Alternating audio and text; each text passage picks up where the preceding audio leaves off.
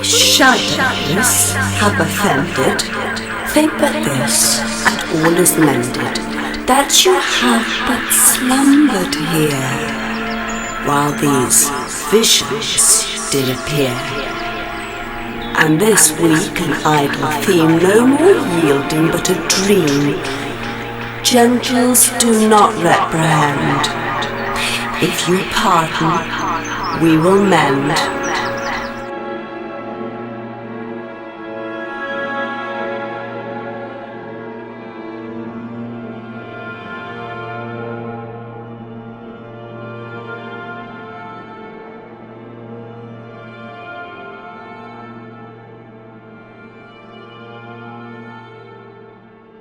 Greetings and welcome to Gravity from Above. This is Byrne Power coming to you from Tbilisi, Georgia in the Caucasus Mountains.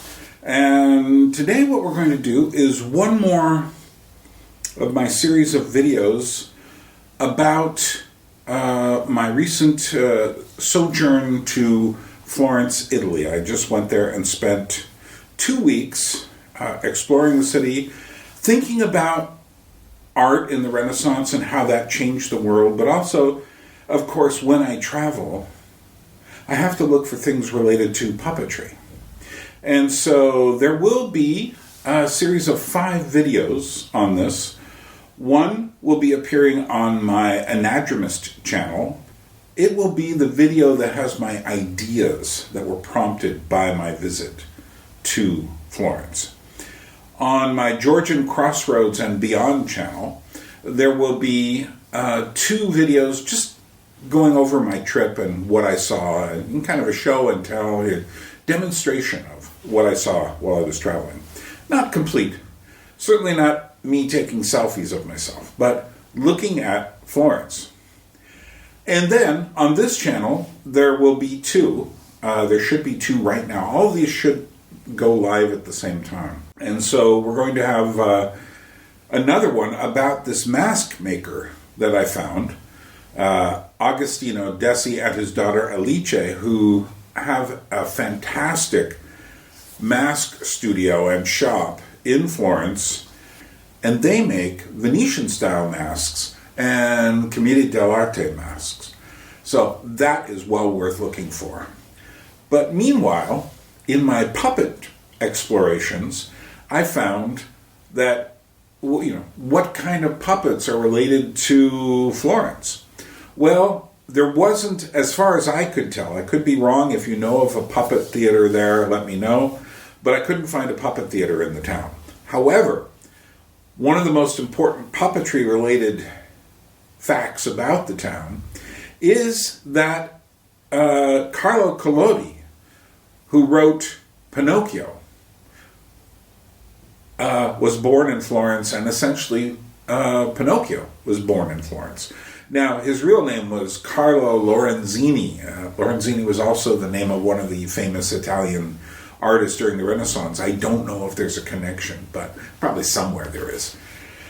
But he changed his name to Collodi, a little village. And so what's interesting is the village of Collodi, this little town, now has a Pinocchio park and a big statue of Pinocchio, and they act like they created Pinocchio. But it was just him honoring the town for some reason. Carlo Collodi was a journalist, a humorist, writer, and according to Agostino, whom we'll hear from in a bit, was it Agostino? Somebody told me he drank a bit too much, got a little lazy sometimes, and in fact, when he was writing Pinocchio, he stopped after, let me put it to you this way, the Pinocchio of the novel, which I finished while I was rereading while I was traveling, is not the Pinocchio of Walt Disney's. The Pinocchio of Walt Disney is this cute little rascally character who gets into trouble, but he's almost like a baby. He's got the big eyes and stuff. Whereas Carlo Collodi's Pinocchio is a real, what can we say? He was kind of a Pulcinella character. And I think there is a connection between the Commedia dell'arte and Pinocchio. He was this really rascally character who purposely wouldn't do what he wanted to do. Carlo Collodi, in fact, ends Pinocchio, in his mind, when Pinocchio is hung. And he thought, okay, I'm done. The little wooden puppet is dead. That's the end of the story. What's really funny about that is that then he got so many letters. These were serialized in an Italian newspaper. He got so many letters about Pinocchio that he had to continue it on to them, and we're very glad that he did. Also, what's interesting about Pinocchio is, the Disney story starts off with kindly Geppetto crafting this piece of wood, turns it. What's interesting is actually in the book, it starts off with the wood is talking to him. And then, like Michelangelo, another Florentine, carving David out of a piece of marble, Pinocchio is carved out of this piece of wood after hearing his voice, which is a great metaphor for the artistic process. Geppetto in the book version is not the kindly old guy either. He is a bit of an issue. I highly recommend it. It's not a long book, and it is filled with insights. Nor is it the same as Guillermo del Toro's recent animation film of Pinocchio. Although I would say that version's a little closer to the book than the Disney one is. They're both worth watching. And Pinocchio has become a myth. And as my friend Gianluca, whom I met in Florence, said, all Florentines know about Pinocchio. And in fact all Italians do. He is to them what Alice in Wonderland is to people in the English language. That is this foundational myth of childhood, and you just have to reread it if you haven't. Like I say, it's not a long book. Get a nice edition. My edition's small, but it's got some nice little illustrations in it. You need illustrations that do not make him into a cute little creature. You want him to look a little like, would I want to spend time with this really disrespectful little puppet boy? The answer should be, not really. So I ended up finding the Pinocchio Museum. I knew it was there. It's not very far off the central Duomo Square, Piazza. I went in there and it had so many interesting images of Pinocchio. Interestingly enough, when I talked to the woman who was running the place, I said, well, do you have anything here related to Guillermo del Toro's recent version of Pinocchio? And she said no. And in fact, she had never heard of it. And then she went and looked it up on the internet, and I thought that's really fascinating, how something like that can not have penetrated to the heart of Pinocchio land in Italy. But there were so many images of Pinocchio there, so many different ways Pinocchio has been spread, whether through comic books or children's books or movies, and Pinocchio really is, like I said, one of the foundational myths in Europe, along with Alice in Wonderland, Don Juan, Don Quixote, Faust, and there are all these myths that Europeans in different countries have told themselves, and some spread over the borders. But Pinocchio is one of those myths, and he also makes a very good puppet play as well. So, not only did this place have great images from Pinocchio, ranging from puppets to books and toys, but it also had a lot of antique toys. It was a toy museum as well. So it was the Pinocchio and Toy Museum. And one of the things I find fascinating about old toys, it's interesting to me how, I know in America this is true, and maybe it's true in other places in Europe, and tell me if it's true where you live, if you live somewhere else, that sometimes these old toys are seen as, and I quote, creepy. That is to say, they're seen as, I don't know, they're too handmade. They're not created out of the same perfect molding tools for plastic that we now have. They're not made with digital imagery and such. And I love this stuff because it's all very tactile. It's all something from your hands. And whether it's little soldiers or whether it is They even had some puppets there, and I was fascinated to see. Burattini is the Italian word for little hand puppets, and they had those there as well. I enjoyed my time in that museum. It was just a fascinating place.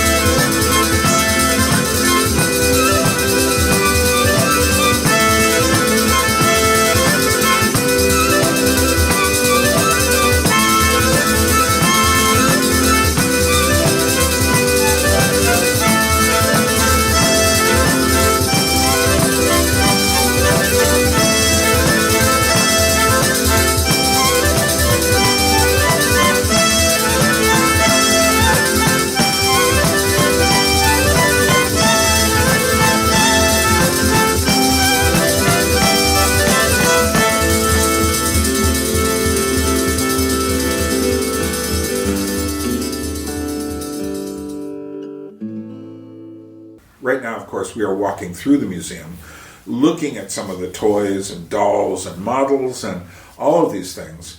And they remind us of childhood. Unfortunately, for many people today, they remind us of a childhood which has disappeared, replaced by video games and streaming services and texting and all of this stuff.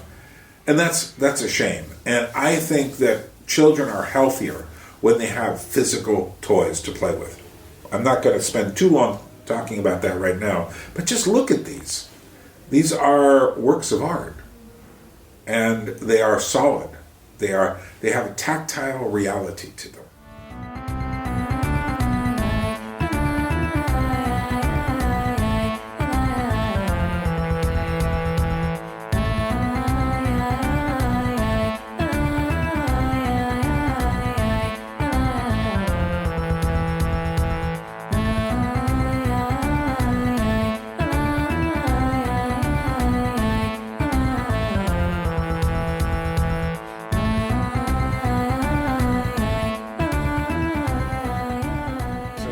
Question about Pinocchio.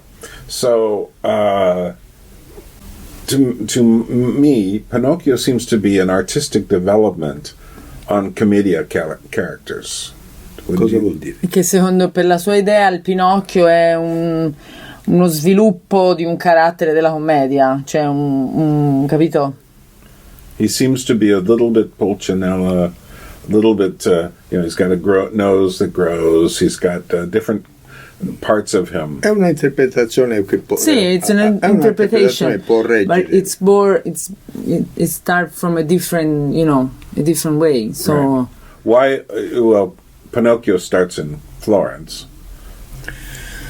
I have so many information the Carlo Lorenzini because I love the man, the idea that this man, why he make it this story.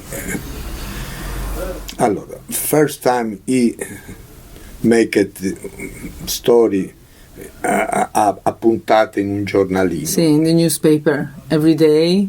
On the newspaper, every week. Every week on the newspaper you can see, the small comics with the stories that go on. Yes. So every week you see what happened to this puppet. Yeah. Allora, after one day he's very tired because he drink. Right. Alcolista, in reality is un alcolista. E take Pinocchio, prende una corda, lo attacca alla grande quercia e stop the story, finish the story.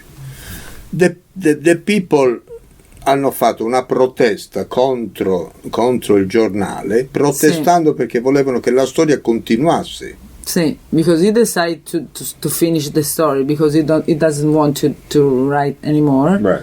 But the people that buy the newspaper for read this story write to the journal for ask to have more about this story. Lui era pieno di debiti. Lui era pieno di debiti di gioco e di cose. Yeah, he lost all his money, so he accepted to write again because he need money. In cambio di pochi soldi e di farne poi un libro. Okay, so he accepted to this money, and the condition was to write a book of this story, and so I think that the story, i personaggi is irreal, the inspiration is irreal. La fatta è un personaggio realmente esistito.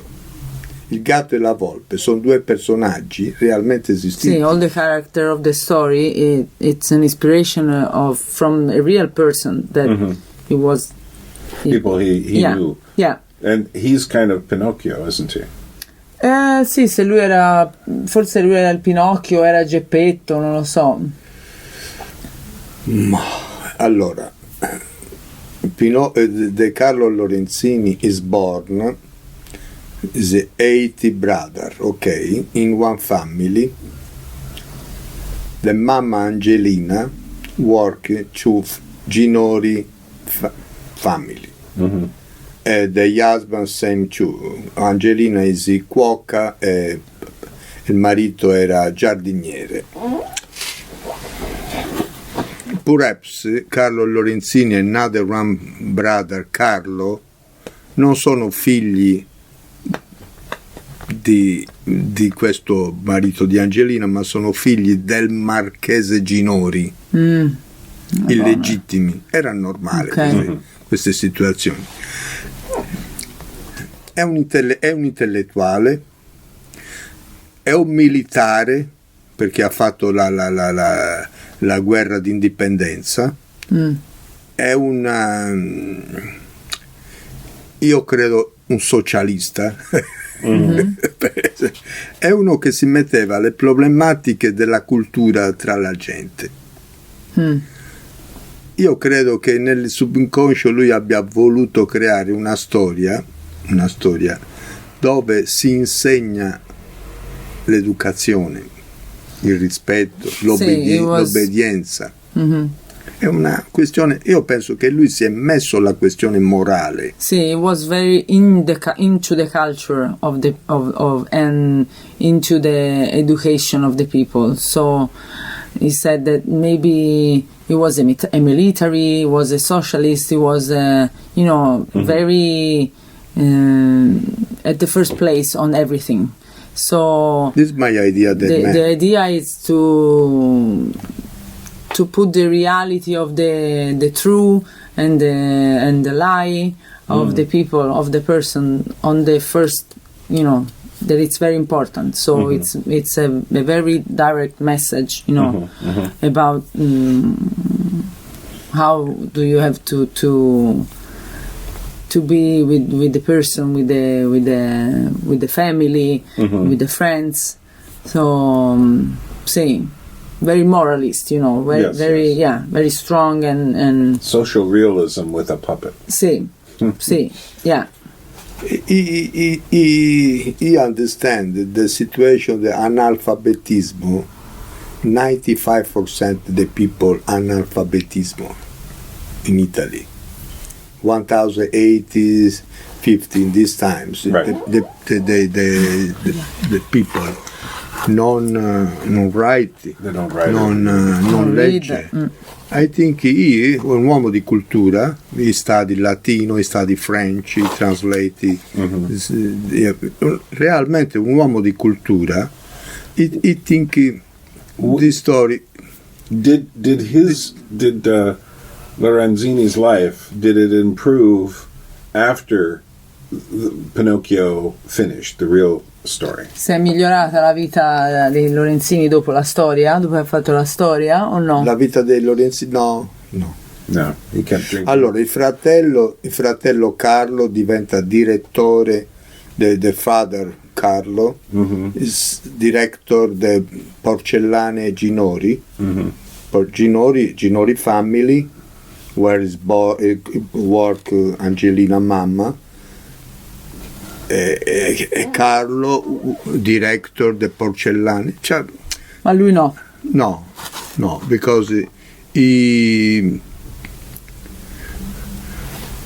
allora, I think non change because that in Via Rondinelli, in the house, the father Carlo. Non ha fatto famiglia, non family, no husband, non children, no.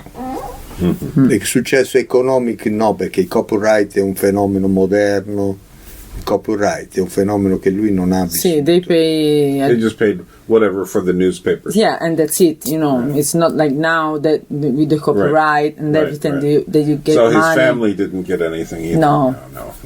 Interesting. Yeah. That's fascinating. I think the project for me, the project is they make it to teacher, se ascolta. Yeah, he said that the message of it's to so that you have messages. to listen, to listen to your family, to listen from the good person, and It's quite something that that story became one of the most important stories in all of Europe and the West. In a way that it's like Alice in Wonderland, or it's even like Faust or Don Giovanni or something. It's a very important symbolic story.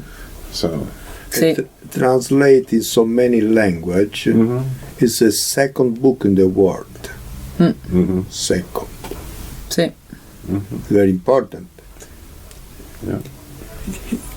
I appreciate it. This is my first book, the first present that my grandmother gifted me. And Pinocchio, I think the story is extraordinary that this food diventa burattino. It's extraordinary, fascinating for the children, but not just for children, because there's so much more. There's a Canadian psychologist and theoretician who writes so much about the relationship of the father and the son through this, and it's just like eventually the son has to try to save his father, and it's a very interesting, because there's so much psychology. Sì, c'è molta psicologia dietro, insomma. Però the inspiration, the story, is the real story in this area, in the Tuscany area. Castello, zona Castello, Sesto Fiorentino. The area non è una storia inventata. Sì, it's not just fantasy, it's everything, it's captured, from this area, from his life.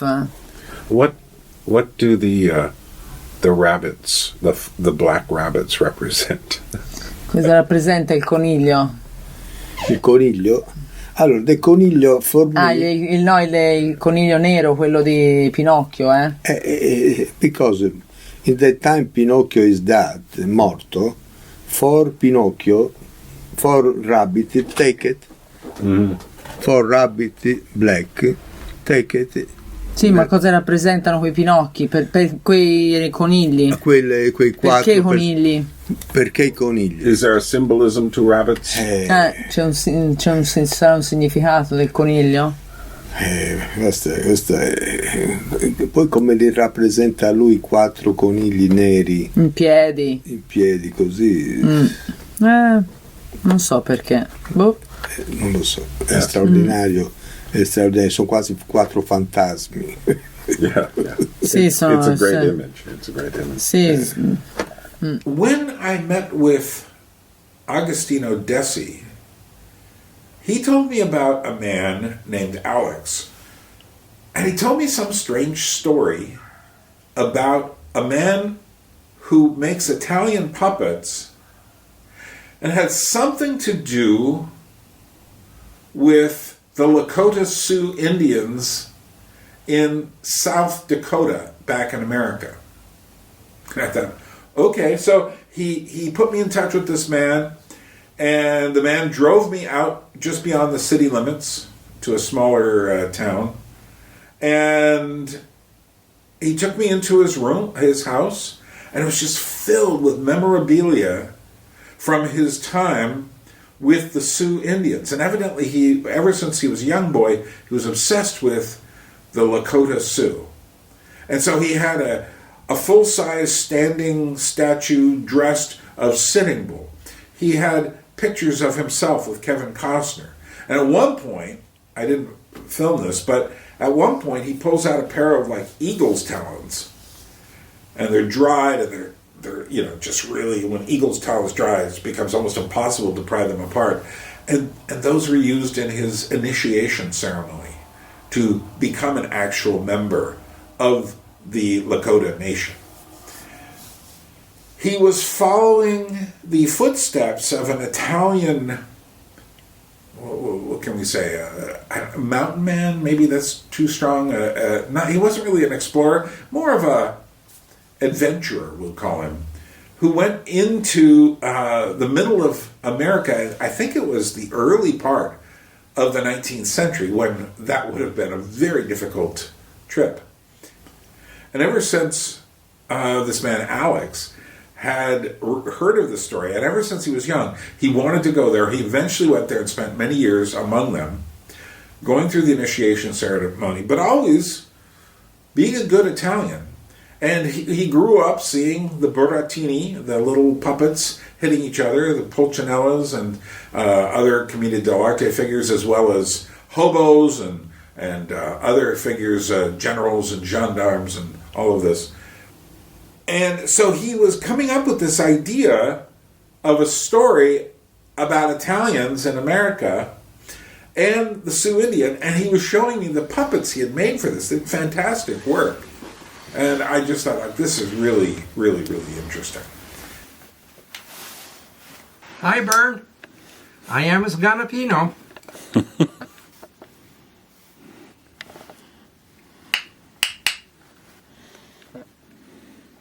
This is Tatanka.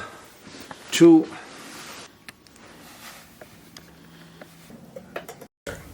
And so right now what you're looking at is him showing me his puppets, and also we started off with some of the view of all of his collection, which was just absolutely incredible. At one point he opens up a valise, and he said this belonged to Wild Bill Hickok. I'm going like, well, this guy knows more about this than I do, and I know a bit, but that's really fascinating.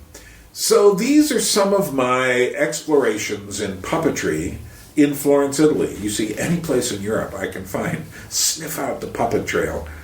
And I think that's very important because I think puppetry, being tactile, having shape and dimension, is part of what will help us get out of this weird world we're in right now, where nothing has shape or dimension. It's all taking place on a screen. Even this is taking place on the screen.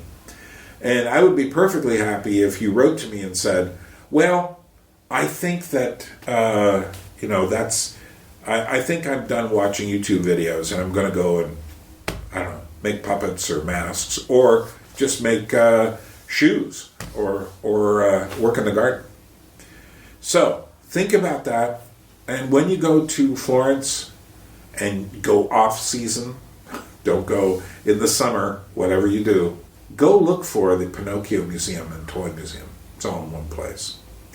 Well, from Tbilisi, Georgia, this is Byrne saying, Droabit, which means temporarily, we'll be gone, but we will meet again. And go look for the other parts of this.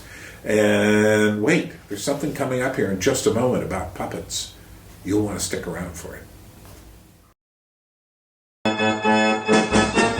It's here, rescued from Alaska. This year, my first ever book, 3 Motions. Motions is an old English word for puppet shows. Indeed, there are 3 puppet plays here written by myself for my Alaskan puppetry classes, including my versions of the medieval classic Everyman, cleverly entitled Every Puppet, and even better, my retelling of the Faust legend, updated for the 21st century, also very cleverly, with a special introductory essay on the meaning of puppetry.